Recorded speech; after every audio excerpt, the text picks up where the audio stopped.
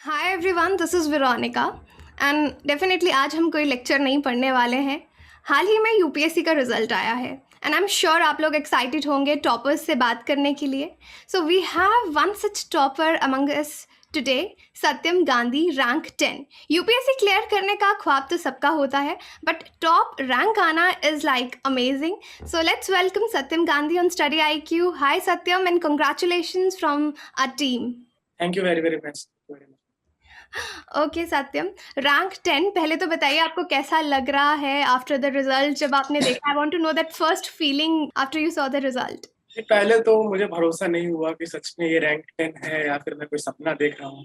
और उसके बाद काफी भावुक करने वाला क्षण था मेरे लिए मेरे आंखों से भी आंसू निकले आए। साथ में मेरे कुछ दोस्त भी थे, तो उनके साथ मैं बाहर जाके चाय पी रही कि चलो ठीक है, अब सेलिब्रेट कर लेते हैं। तो काफी अद्भुत पल था और मेरी जो मेहनत थी पिछले 2-3 सालों की उसका परिणाम था। ओके, सबसे पहले मैं यहाँ पे बताना चाहूँगी that Satyam is just 22 years old, like one of the youngest officers in our country he will be. सो यहाँ पे आप मुझे बताइए कि आपका पहला अटेम्प्ट था ये? डेफिनेटली पहला होगा यस ग्रेजुएशन के मैम, ये बाद। मेरा पहला था। ओके, आपका एजुकेशनल बैकग्राउंड और आप कहाँ से हैं उसके बारे में हमें थोड़ा बताइए। मैं ओरिजिनल और मैंने वहाँ अपने जीवन के 17 वर्ष बिताए हैं और मेरा स्कूल एजुकेशन केंद्रीय विद्यालय आर्य में हुआ है। ये समस्तीपुर जिले में है, बिहार राज्य के। और मैंने 10वीं, मैंने 12वीं, मेरे पहली से 12वीं तक की शिक्षा वहीं से हुई। फिर 12वीं के बाद मैंने केंद्रीय विद्यालय छोड़ के दिल्ली विश्वविद्यालय में एडमिशन लिया। मैंने दिल्ली विश्वविद्यालय के दयाल सिंह कॉलेज से बीए ऑनर्स किया है पॉलिटिकल साइंस में। और मैंने लास्ट ईयर ही वहाँ से ग्रेजुएट हुआ मैं लास्ट। ओके, और ग्रेजुएशन के बाद ही आपने यूपीएससी की तैयारी शुरू कर दी। किस चीज़ ने आपको मोटिवेट किया कि आपको यूपीएससी की तरफ जाना है? जी, कई सारे फैक्टर्स हैं इसके लिए। सबसे पहले तो आप जब बिहार के इलाके से आते हो, तो वहाँ पे एक सबका ख्वाब होता ही है कि आप इस काम को करो। और दूसरी चीज़ ये है कि मेरे माइंड में था ये चीज़ कि हाँ, कर सकते हैं इसको, परंतु उस वक़्त मैंने डिसाइड नहीं किया। फर्स्ट ईयर के कॉलेज में मैंने एक इंटर्नशिप की थी रूरल डेवलपमेंट के एरिया में, रांची एडमिनिस्ट्रेशन के साथ। तो वहाँ पे मुझे ग्रामीण विकास के क्षेत्र में काम करने का मौका मिला 2 महीने। फिर मुझे रियलाइज़ हुआ कि हाँ, ये ब्यूरोक्रेसी एक या फिर इंडियन एडमिनिस्ट्रेटिव सर्विस ही एक ऐसी चीज़ है, जहाँ पे मैं जाके अपने पोटेंशियल का सही यूज़ कर सकता हूँ। जो मैंने समस्याएँ देखी हैं ग्रामीण क्षेत्रों में, उनका निदान कर सकता हूँ। तो उसके बाद मैंने डिसाइड कर लिया और मैंने तृतीय वर्ष में एकदम गंभीर तैयारी शुरू कर दी। बहुत सारे स्टूडेंट्स एस्पिरेंट्स ऐसे होते हैं, यूजुअली अपने फर्स्ट अटेम्प्ट को बहुत सीरियसली नहीं लेते। ओके, वी हैव 6 अटेम्प्ट्स, हम बैठे रहेंगे, धीरे-धीरे प्रिपेयर करते हैं। और ये भी एक मिथ रहता है कि फर्स्ट अटेम्प्ट में शायद इतने चांसेस नहीं हैं क्लियर होने के। तो यहाँ पे आपकी स्ट्रैटेजी क्या रही? क्योंकि हर किसी की स्ट्रैटेजी खुद की होती है, बट यू नेवर नो कि आपकी स्ट्रैटेजी किसके काम आ जाए। तो जब आपने सोचा कि आप क्लियर करेंगे, तो एक माइंड मैप दिमाग में बनाया होगा। So can you please tell us about that? Ma'am, सबसे पहले तो मैं ये कहूँगा कि जो भी लोग ये सोचते हैं कि फर्स्ट अटेम्प्ट में नहीं होगा, मैं उन्हें ये कहूँगा कि आपको एक ही अटेम्प्ट देना है, वो आपका बेस्ट अटेम्प्ट होना चाहिए। और एक ही पारी खेलिए, शानदार पारी खेलिए। उसमें आप ये ना सोचें कि बहुत टाइम है, नहीं टाइम नहीं है आपके पास, आपको देना है पहले अटेम्प्ट में। और जहाँ तक बात रही मेरी स्ट्रेटजी की, तो मैंने मई 2019 में अपनी तैयारी सीरियस तौर पे 8 से 10 घंटे रूम में बंद होकर सेल्फ स्टडी शुरू कर दी थी। और मेरा ठीक 1 साल बाद मई 2020 में प्रीलिम्स था। तो उस मई 2019 से लेके मैंने फरवरी 2020 तक जो भी प्रीलिम्स के स्टैंडर्ड बुक्स होते हैं हर सब्जेक्ट के, जैसे Laxmikanth, spectrum, NCERTs, environment, economics, इन सभी बुक्स के कम से कम 7 से 8 बार रिवीजन किया फरवरी तक। और उसके बाद मेरा जो मई में होने वाला था प्रीलिम्स, वो कोविड की वजह से अक्टूबर में हुआ। तो मुझे मौका मिल गया, तो मैंने सारे बुक्स का एटलीस्ट 15 बार रिवीजन कर लिया था अपने प्रीलिम्स के पहले। और साथ ही साथ में मेंस के भी कॉम्प्रिहेंसिव नोट्स बना रहा था सिलेबस के हर टॉपिक पे, अलग अलग सोर्सेज को लेकर। तो ये मेरी स्ट्रेटजी थी। साथ ही साथ मैंने 100 से 120 मॉक्स दिए प्रीलिम्स के लिए, लगभग 15 जीएस मेंस के मॉक्स दिए, एसए के मॉक्स दिए, ऑप्शनल के दिए। तो मॉक्स, रिवीजन और कंसिस्टेंसी, ये 3 मेरा बहुत इंपॉर्टेंट फैक्टर रहा है सर। बहुत अच्छे से आपने ये बताया, लेकिन इसको मैं थोड़े और डिटेल में पूछना चाहूँगी। जैसे टाइम मैनेजमेंट बहुत इम्पोर्टेंट है, आपने कहा कि 9 से 10 घंटे में पढ़ता था, रिविज़न भी आपने पहले 10 बार और एक्सटेंड हो गया तो ऑलमोस्ट 50 टाइम्स करी। तो बहुत बार स्टूडेंट्स को समझ नहीं आता कि हम रिविजन कैसे करें, कब पढ़ें, कब रिवाइज करें। So can you please shed some light over it? मैं यही कहूँगा कि बहुत लोग ये कहते हैं किताबों की क्वांटिटी नहीं बढ़ानी है, आपको रिवीजन की क्वालिटी बढ़ानी है। अब मेरे लिए क्वालिटी में लक्ष्मीकांत के अलावा मैंने कुछ भी नहीं पढ़ा प्रीलिम्स के लिए। मेंस के लिए जाहिर तौर पे थोड़ी बहुत ऐड करना पड़ता है। अब लेकिन मैंने लक्ष्मीकांत ही इतनी मोटी किताब है कि उसको एक-एक फैक्ट याद रखने के लिए कम से कम 15 बार आपको पढ़ना पड़ेगा। हुँ। अदरवाइज़ आप भूलने लगेंगे चीज़ें को। अब रिवीजन करना कैसे? तो 1-2 बार में तो आप किताब से बस फ़ैमिलियर हो रहे हैं कि इसमें क्या-क्या चीज़ें हैं, वो मैं उसे पढ़ाई नहीं मानता हूँ दरअसल। और उसके बाद आप हाइलाइट करना शुरू करें किताबों में। जो भी आपको इम्पोर्टेंट लग रहा है हाइलाइट करते जाएँ। फिर अगले रिवीजन के लिए आप डिफरेंट कलर के पेन का यूज़ करें। नेक्स्ट रिवीजन के लिए किसी का ब्लैक, किसी का ब्लू, देन रेड, ग्रीन इस तरह कलर्स के यूज़ करें। और सब हर राउंड ऑफ रिवीजन के साथ आप अपना रिवीजन का मटेरियल छोटा करते जाएँ। अब मैं एग्ज़ाम्पल दूँगा हिस्ट्री में अगर आपने अच्छे से पढ़ लिया तो जो कॉन्सेप्चुअल स्टोरी टाइप के चैप्टर्स हैं वो आपको समझने में 6-7 बार में आप समझ जाएँगे। परंतु कई सारे स्पेक्ट्रम में चैप्टर्स ऐसे हैं जिसमें काफ़ी ज़्यादा फैक्चुअल कंटेंट अगर मैं ट्राइबल रिवॉल्यूशन की बात करूँ, तो उसमें आप मार्क करें कि हाँ, हाँ, ये एरिया ऐसा है जिसे मुझे रटना पड़ेगा, जिसे बार-बार रिवीजन की ज़रूरत पड़ेगी। हुँ। तो जब आप 10 के बाद जब रिवीजन शुरू करते हैं तो आप बस पन्ने पलटेंगे, आपको दरअसल कवर टू कवर पढ़ने की ज़रूरत भी नहीं पड़ेगी। हुँ। आप बस पन्ने पलटे, स्कैन करें किताबों को। तो ये रिवीजन का मेन स्ट्रैटेजी होना चाहिए। और इसी तरीके से आप हर सब्जेक्ट का डिवाइड कर सकते हैं। Okay, very nice. आप मुझे बताइए कि नोट्स मेकिंग आपने करी? डू यू प्रेफर जी, मेकिंग जी। नोट्स? जी, बिल्कुल। मैंने प्रीलिम्स के पॉइंट ऑफ व्यू से तो कोई नोट्स नहीं बनाए और मैं जो भी कैंडिडेट से देख रहे हैं, उन्हें ये एडवाइस करूँगा कि प्रीलिम्स एक ऐसा एग्ज़ाम है जहाँ पे आपके नोट्स काम नहीं आएँगे। हुँ। प्रीलिम्स एक बहुत ही वाइड एग्ज़ाम है जिसमें वैरायटी ऑफ चीज़ें पूछी जाती हैं। मतलब कहा जाता है कि everything under the sun is the syllabus of UPSC. तो उसके लिए आपके नोट्स से कुछ नहीं आएगा। You just have to gain the knowledge जितना आप पढ़ सकें, हुँ। जितनी बार आप किताबों को पढ़ सकें, जहाँ-जहाँ से नॉलेज ले सकें, लें। हुँ। और इतना पढ़ लें कि आपको नोट्स बनाने की ज़रूरत ही ना पड़े। हाँ, ancient India art and culture ये क्योंकि इसे रटना पड़ता है तो इसमें आप नोट्स बना सकते हैं। अदरवाइज़ प्रीलिम्स के लिए कहीं नोट नहीं बनाने की ज़रूरत है, करंट अफेयर्स का भी नहीं। और अब मेंस की बात करूँगा तो मेंस का मेन बेसिस है नोट्स बनाना। बिना बे नोट्स के आपका मेंस नहीं क्लियर होगा। तो GS 1 to GS 4 optional, ethics, ऐसे सबके नोट्स बनाने हैं आपको। मेरा स्ट्रैटेजी ये था कि मैंने जितने टॉपिक्स हैं जीएस सिलेबस में मेंशन्ड उसको डे वाइज़ डिवाइड कर लिया था कि इस वीक में मुझे ये 2-3 टॉपिक करने हैं, अगले वीक में ये टॉपिक्स करने हैं। फिर मैंने उसको डेली डिवाइड कर लिया था कि इस मुझे ये टॉपिक करने हैं। कोई बड़ा टॉपिक है तो उसको मैंने 2 दिनों तक एक्सटेंड किया। तो इस तरीके से एक प्लान वाइज़ मैंने स्टडी किया। मैंने बहुत सारे मटेरियल्स विज़न के और अलग-अलग कोचिंग इंस्टीट्यूट के जो मार्केट में मिलते हैं या फिर यूट्यूब पे लेक्चर्स उन सभी को देखा मैंने और फिर एक अपने ओन हैंड राइटिंग में नोट्स तैयार किया सभी मटेरियल को मिला के, हुँ। ताकि क्वांटिटी क्वालिटी काफ़ी अच्छे रहे नोट्स। और नोट मेकिंग के लिए लास्ट एडवाइस यही होगा कि आपको इसी तरीके से हर पेपर, हर टॉपिक के नोट्स बनाने हैं except Laxmikanth and Spectrum. Second point ये रहेगा कि आपको नोट्स शॉर्ट में बनाने हैं। नोट्स में कहीं भी फुल सेंटेंस यूज़ नहीं करना है, डायग्राम्स यूज़ करिए, फ्लो चार्ट्स यूज़ करिए, इनोवेटिव तरीके यूज़ करिए। तो इस तरीके से नोट बनाने की स्ट्रैटेजी। आपकी बात का क्रक्स मुझे नज़र आता है that syllabus is very important mains के पर्सपेक्टिव बिल्कुल, से, कि topic wise because mostly students books follow करते रहते हैं, सिलेबस नहीं देखते। सो हियर इज़ द जी, जी। कैच कि सिलेबस को बहुत अच्छे से देखिए। Next I would come to answer writing.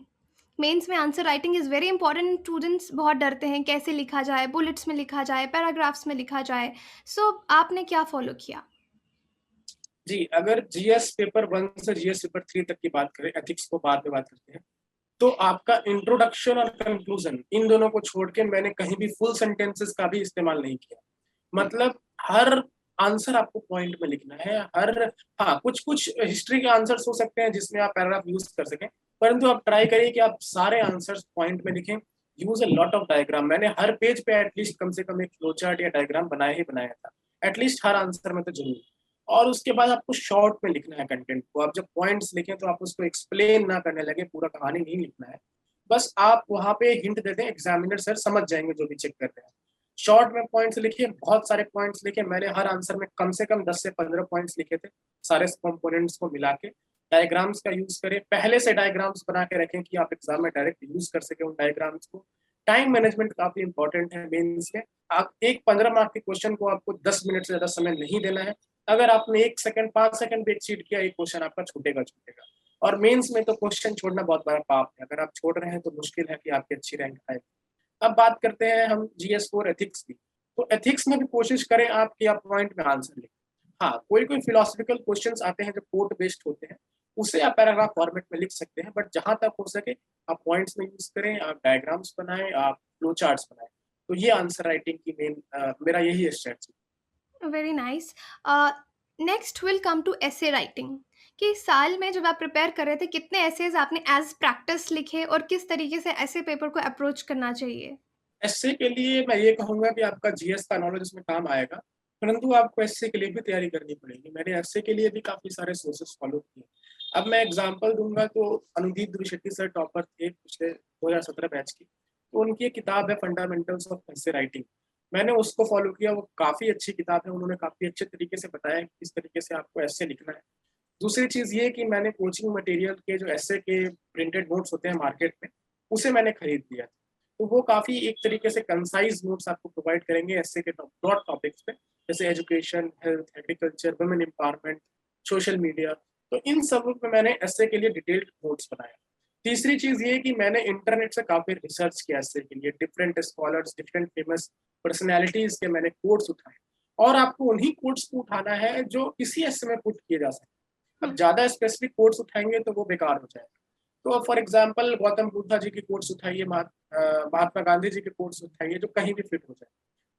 और लास्ट पॉइंट ये कहूंगा कि आपको ऐसे में ग्रामेटिकल मिस्टेक्स अवॉइड करनी है। आपको एक बहुत ही फ्लो में लिखना है, आपका पैराग्राफ के बीच फ्लो नहीं टूटना चाहिए।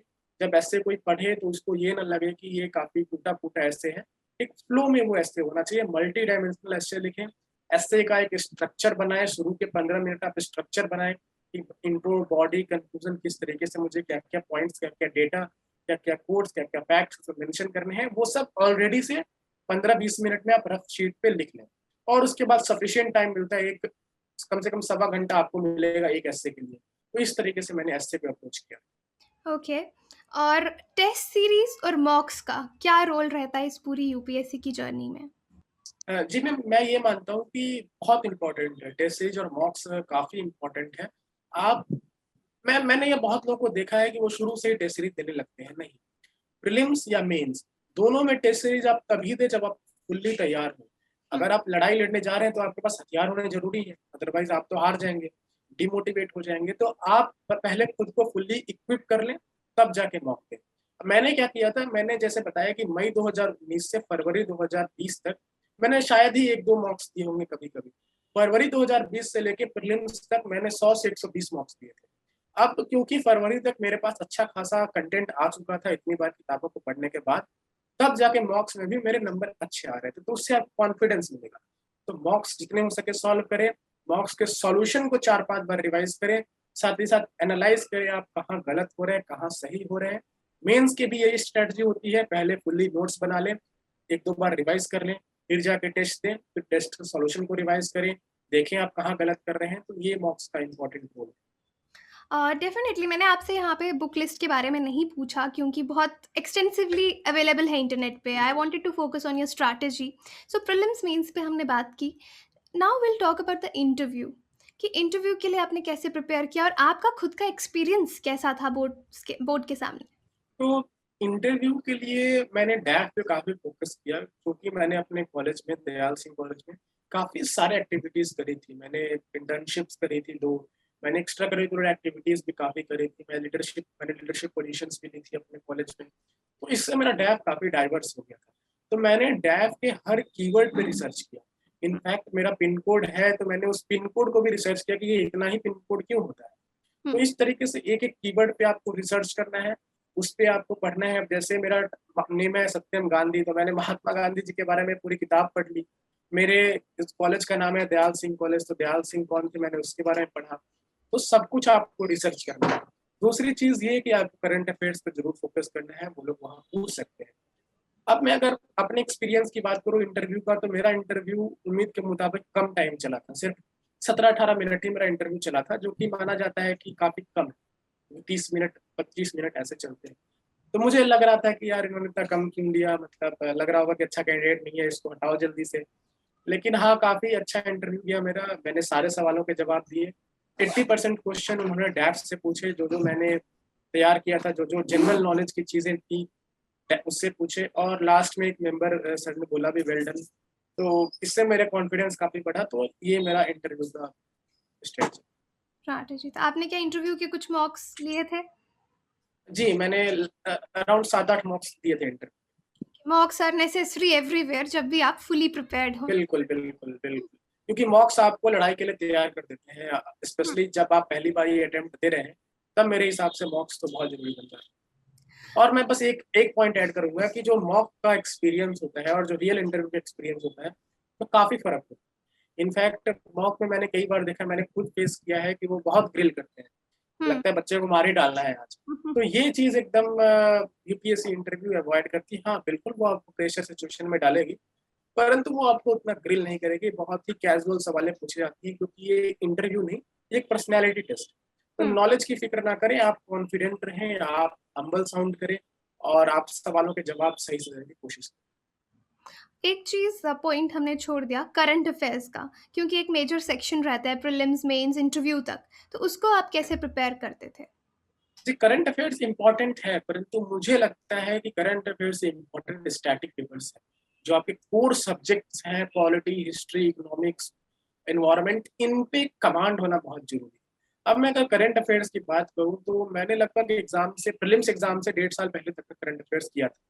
यानी अक्टूबर में मेरा प्री शुरू हुआ, तो मैंने मई 2019 से अक्टूबर 2020 तक के करंट अफेयर्स किए थे। मैंने इसके कोई नोट्स नहीं बनाए थे। मैंने मंथली एक मैगज़ीन फ़ॉलो किया, और उसके बाद मैंने मैंने हमेशा 2 न्यूज़पेपर पढ़े। सुबह उठने के टाइम हिंदू और रात को सोने से पहले इंडियन एक्सप्रेस। और उसके भी मैंने नोट्स नहीं बनाए, बस पढ़ता था। और प्रीलिम्स के 3-4 महीने पहले मार्केट में कई सारे कंपाइलेशन आते हैं पूरे करंट अफेयर्स के। तो मैंने उसको पढ़ा, मैंने सारे मैगज़ीन्स को कम से कम 4-5-6 बार रिवाइज़ किया, और तब जाके मैंने प्रीलिम्स। आपका ऑप्शनल क्या था? जी, मेरा ऑप्शन पीएसआईआर था, political science and international relation. Okay, उसके लिए just some general tips for the students. Tips तो यही दूँगा कि you have to be unique. क्योंकि अभी के टाइम में क्या हो रहा है, ऑप्शनल में सब लोग एक ही टाइप का आंसर लिख रहे हैं। अब हुँ। एग्जामिनर एक ही टाइप का आंसर सबको पढ़ेगा, तो एक ही टाइप का नंबर भी सबको देगा, है ना? आपको डिफरेंट लगना है दूसरों से, तो आपको अपने नोट्स बनाने हैं। हुँ। मैंने कहीं से कोचिंग नहीं ली ऑप्शनल के लिए, मैंने खुद से सेल्फ स्टडी किया। मैंने डिफरेंट सोर्सेज, जो मैं मेंशन कर दूँगा बाद में, हुँ। उनको मैंने फॉलो किया, उससे मैंने हैंड रिटन नोट्स बनाए जस्ट लाइक मेंस, और फिर उसको मैंने बार-बार रिवाइज किया, करंट अफेयर से अपडेट किया, और तब उसको और फिर टेस्ट दिया जब मेरा ऑप्शनल स्ट्रांग हो चुका था। तो एक पॉइंट तो ये रहेगा, make comprehensive notes on every topic. Second point ये रहेगा कि आप तभी टेस्ट दें जब आप फुल्ली प्रिपेयर हैं, फुल्ली नहीं तो कम से कम पार्शियल। हुँ। 1 साल का, ऑलमोस्ट 1.5 साल का जर्नी रहा आपका पूरा यूपीएससी प्रिपरेशन के लिए। तो कभी जी, बीच में जी। कोई ऐसा टाइम आता था यू फील डीमोटिवेटेड और समथिंग लाइक दैट, तो आप कैसे कोप अप करते थे खुद को? जी, ऐसा बिल्कुल होता है, सबके लाइफ में होता है। जब पर्टिकुलरली मैं यहाँ करोल बाग में हूँ, तो पैंडेमिक से पहले तो इसको मक्का कहा जाता है यूपीएससी प्रिपरेशन का। तो इतनी सारी भीड़ देख के मुझे भी लगता था कि यार पता नहीं क्या होगा, हम तो कुछ भी नहीं है इन लोगों के बीच। परंतु हाँ, आप अपने ऊपर सेल्फ डाउट ना करें, आप अपने ऊपर विश्वास रखें, और अगर आपको अपने मेहनत का परिणाम मिल रहा है, तो खुद कॉन्फिडेंस आए। आप जी तोड़ 8 से 10 घंटे आप रूम में बैठ के पढ़ें, डिस्ट्रैक्शन से अवॉइड करें, फ्रेंड सर्कल, सोशल मीडिया, जितने डिस्ट्रैक्शन है उनको अवॉइड करें। और एक बार आपको मेहनत का फल मिलना शुरू हो जाएगा। जैसे मैंने प्रीलिम्स क्लियर किया, मुझे कॉन्फिडेंस काफ़ी आया। मैंने मेंस क्लियर किया, मुझे काफ़ी कॉन्फिडेंस आया। तो एक बार मेहनत का फल मिलेगा, तो ऐसा लो लो मोमेंट्स आने कम हो जाएँगे। बहुत अच्छा लगा सत्यम आपसे बात करके and I am sure this interview will be very inspiring for the aspirants जो आपको देख रहे होंगे। जाने से पहले मैं आपसे जनरल कोई 3 चीज़ें जो आप क्या बताना चाहेंगे स्टूडेंट्स को, एडवाइस देना चाहेंगे या सजेस्ट करना चाहेंगे during this journey of preparation? जी, पहला तो ये रहेगा कि आप जी तोड़ मेहनत करें। आप इतनी बार किताबों को पढ़ें कि किताब भी बोलेगी भाई मुझे छोड़ दे अब, बहुत हो गया। तो इतनी बार आप किताबों को पढ़ें। दूसरा ये कि आप डिस्ट्रैक्शन से अवॉइड करें। जितने आज के टाइम में यूथ स्टेज में काफ़ी डिस्ट्रैक्शंस होते हैं, सोशल मीडिया वगैरह-वगैरह, उनको बिल्कुल आप अवॉइड करें। और तीसरा और सबसे इम्पोर्टेंट चीज़ है ये कि आप एक प्लान वाइज़ पढ़ें। आपको जंगल में जानवरों की तरह नहीं भटकना है, आपको एक पाथ फॉलो करना है। आप 6 मंथ और वीकली डेली टारगेट्स बनाएँ ब्रॉड, उसको पूरा करें। टारगेट्स ऐसे भी ना बनाएँ कि अगले दिन एक दिन बनाया, अगले दिन वो डस्टबिन में गया, नहीं। अचीवेबल टारगेट्स बनाने हैं आपको, जो आप पूरा कर पाएँ। तो एक डिलिनिएट कर लें अपना पूरा प्लान 1 डेढ़ सालों का, फिर उसको मंथली, वीकली, डेली में डिवाइड करके उसको पूरा करने की कोशिश करें। Thank you so much. आपकी एक बहुत वंडरफुल जर्नी रही और आपने अचीव किया and this was a chance for the aspirants to sneak peek into the mind of an achiever और आपने बहुत अच्छे से एक्सप्लेन किया। Thank you so much for being with us. मेरी तरफ से और मेरी पूरी टीम की तरफ से आपको बहुत-बहुत बधाई। Thank you so much. जी, जी मैम, बहुत-बहुत धन्यवाद।